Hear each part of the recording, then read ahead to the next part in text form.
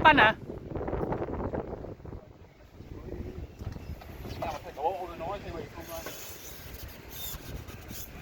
Đúng không? Đúng rồi.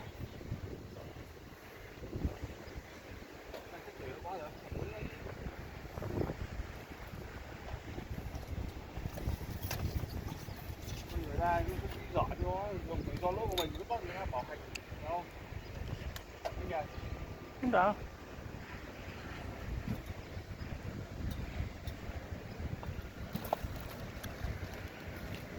Con đợt này nó nghĩa đâu không thấy? Trách mua đó nè. Đừng điếc á. Đừng lắm. Nhưng mà mắc sức sống rồi. Tài bạc quá.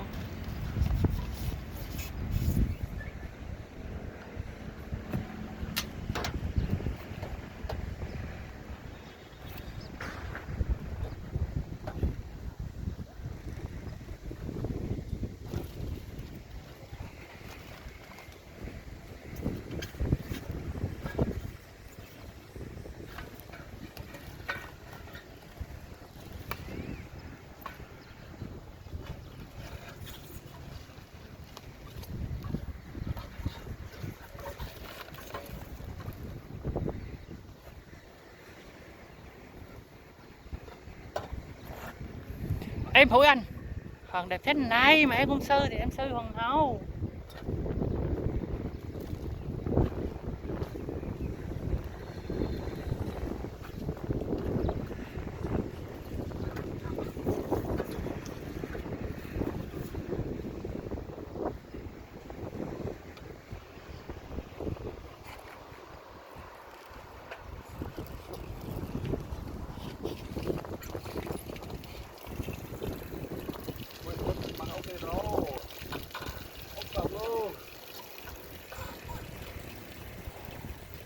Khói nhá.